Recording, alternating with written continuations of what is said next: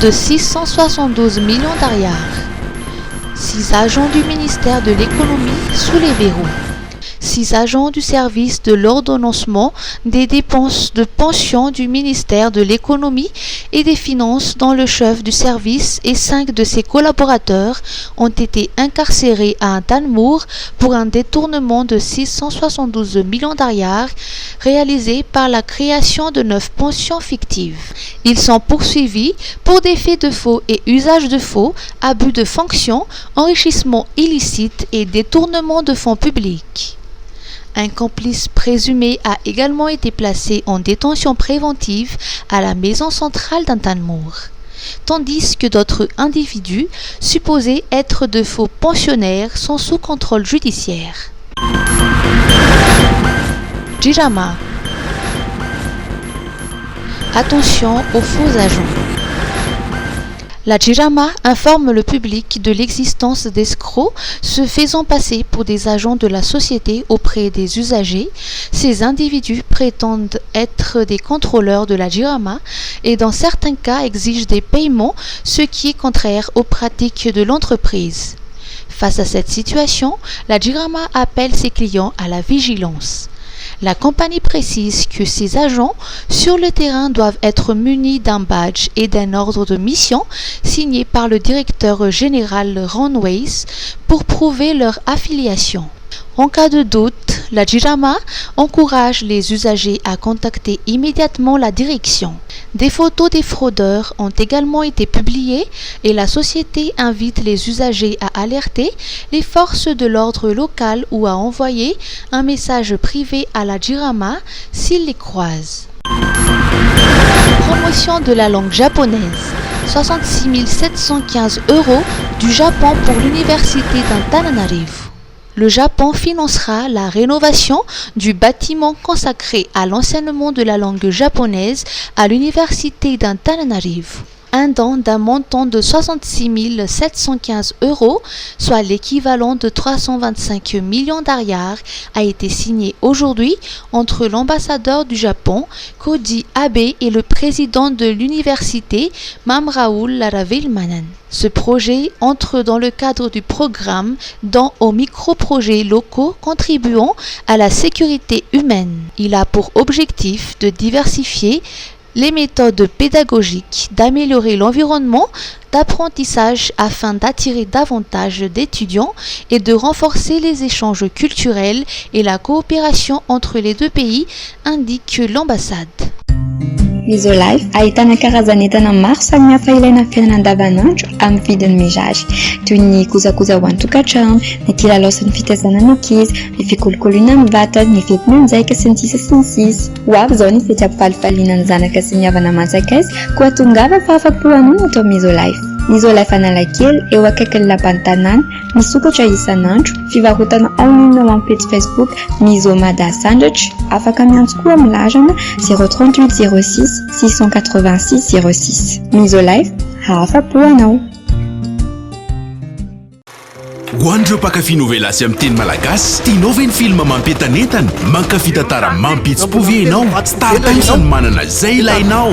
Toy hatrany dia ny Gardo sy ny ekipany. Mbola mahery vaika kokoa ty saison vaovao ty. Ai, aza tonoina ary ny fotoana isaky ny alatsinainy hatramin'ny zoma amin'ny fitora sasany ao amin'ny Gasy Star Rovers saison 5. Tovolahy iray mandalo fahasahiranana no ny fikatsana ny rary no andrainy no manofy fitiavana marina. Saingy rehefa toa lavorary ny zavatra rehetra dia misy fiovana tsy ampozina. Arao ao amin'ny Op TV Too Good to Be True isaky ny amin'ny fitora latsaka fahatelo ny arivo. Op TV The Better Half. Fahaverezan-kevitra, fitiavana ary setrasetra. Ho vitany kamindray ve ny azo Marco Oltiny tafasaraka taminy rehefa nanambady amin'ny Bianca Marco no ny fahaverezan-tsainy? Valiny amin'ny 7:20 minitra ao amin'ny Op TV.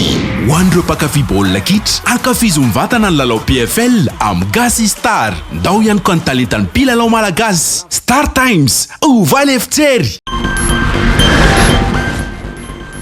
Stade Barea. Une homologation en attente.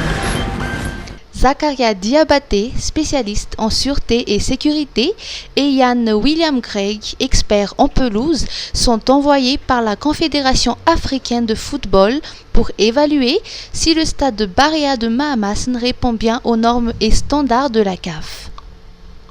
Hier, ils ont passé en revue les recommandations des précédentes inspections, notamment l'état du terrain, l'installation des tourniquets, l'amélioration des issues de secours, l'extension des vestiaires, ainsi que l'aménagement des espaces VIP et des zones pour les médias.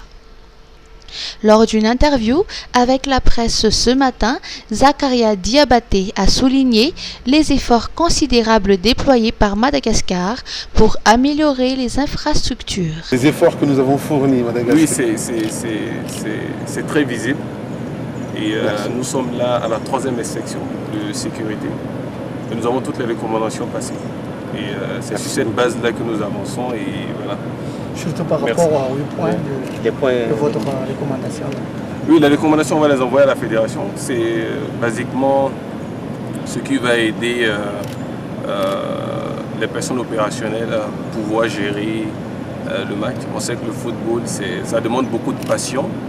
Et les gens qui viennent, ils ont leur objectif, c'est de voir le match, c'est d'accéder. Donc il faut qu'ils soient traités avec le service qu'ils méritent. Parce que lorsqu'on achète un ticket, c'est pour un service. On ne veut pas être traité comme si on partait dans un lieu où on n'a pas droit. Donc chez nous, c'est sûreté, sécurité, service. Voilà. Merci beaucoup. Merci.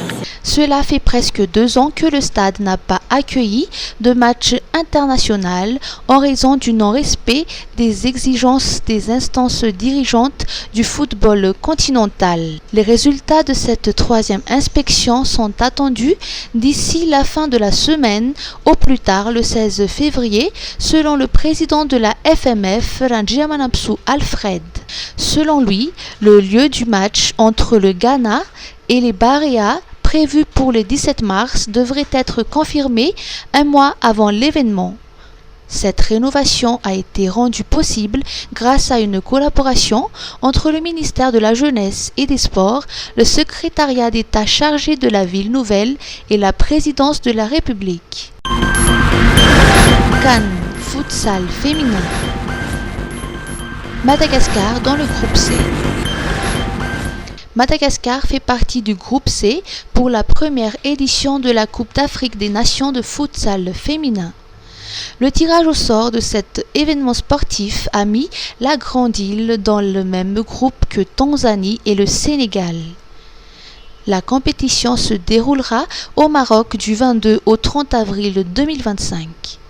Ce sera également un tournoi de qualification pour la Coupe du monde féminine de futsal de la FIFA 2025 qui se tiendra aux Philippines du 21 novembre au 7 décembre 2025. La Confédération africaine de football a précisé que 2 équipes africaines décrocheront leur place pour cette compétition mondiale qui réunira 16 équipes.